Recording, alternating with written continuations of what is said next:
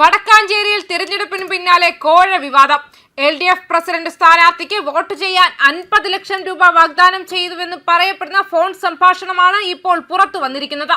ജനങ്ങളെ പറ്റിച്ച് അധികാരം കൈയടക്കാൻ വേണ്ടി പണം ഒഴുക്കുന്ന ഒരു വിഭാഗം പാർട്ടി നേതാക്കളുടെ മുഖം മൂടിയാണ് ഇവിടെ അഴിഞ്ഞു വീഴുന്നത്.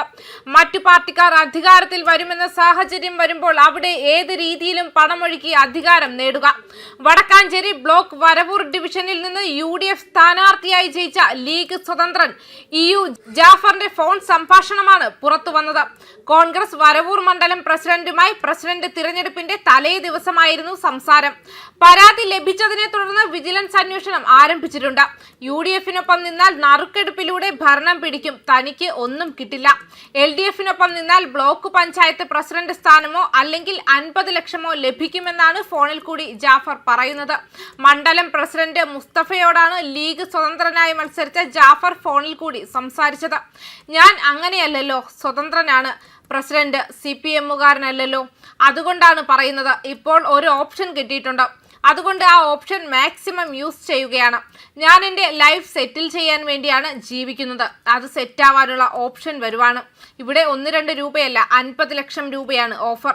നീയാണെങ്കിൽ നിന്റെ കണ്ണ് മഞ്ഞളിക്കും. വടക്കാഞ്ചേരി ബ്ലോക്ക് പഞ്ചായത്തിന്റെ പ്രസിഡന്റ്, നീ എന്താണ് വിചാരിച്ചേ? അതിന്റെ പവർ എന്താണെന്ന് നിനക്കറിയോ? നിങ്ങളുടെ കൂടെ നിന്നാൽ നറുക്കെടുത്താലേ കിട്ടൂ. ഇതാകുമ്പോൾ ഒന്നും അറിയാതെ കസേരയിൽ പോയിരുന്നാൽ മതി എന്നായിരുന്നു ജാഫർ ഫോണിൽ കൂടി പറയുന്നത്. ജാഫർ പല ആളുകളോടും ഇക്കാര്യം പറഞ്ഞിരുന്നതിനുള്ള തെളിവ് കയ്യിലുണ്ടെന്ന് മുസ്തഫ പറഞ്ഞു.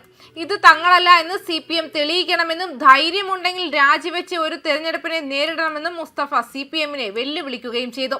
ശബ്ദരേഖ കോൺഗ്രസ് ആണ് പുറത്തുവിട്ടത്. കോൺഗ്രസ് നേതാവ് അനിൽ അക്കരെയാണ് വിജിലൻസിൽ പരാതി നൽകിയത്. വടക്കാഞ്ചേരി ബ്ലോക്ക് പഞ്ചായത്തിൽ LDFും UDFും 7 സീറ്റുകൾ വീതം നേടി ഒപ്പത്തിനൊപ്പമായിരുന്നു. തുടർന്ന് ലീഗ് സ്വതന്ത്രനെ ചാക്കിട്ട് പിടിച്ച് LDF ഭരണം നേടാനുള്ള ശ്രമം നടത്തിയെന്നാണ് ആരോപണം ഉയർന്നത്. ബ്ലോക്ക് പഞ്ചായത്ത് പ്രസിഡന്റ് തിരഞ്ഞെടുപ്പിൽ ജാഫർ LDFിന് അനുകൂലമായി പ്രസിഡന്റ് സ്ഥാനാർത്ഥിക്ക് വോട്ട് ചെയ്യുകയും വൈസ് പ്രസിഡന്റ് സ്ഥാനാർത്ഥി തിരഞ്ഞെടുപ്പ് നടക്കുമ്പോൾ ജാഫർ ഹാജരാക്കാതിരിക്കുകയും ചെയ്തു. തുടർന്ന് ബ്ലോക്ക് പഞ്ചായത്ത് പ്രസിഡന്റ് സ്ഥാനവും വൈസ് പ്രസിഡന്റ് സ്ഥാനവും LDFിന് ലഭിച്ചു.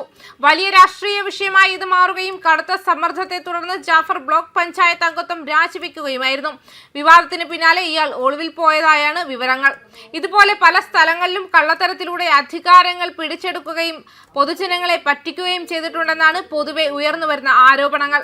ഇത്തരത്തിൽ കള്ളത്തരങ്ങൾ ചെയ്ത് അധികാരത്തിൽ വരുന്ന വ്യക്തികൾക്ക് നേരെ കൃത്യമായ നടപടി സ്വീകരിക്കണമെന്നാണ് ഇപ്പോൾ ഉയർന്നു വരുന്ന ആവശ്യങ്ങളും.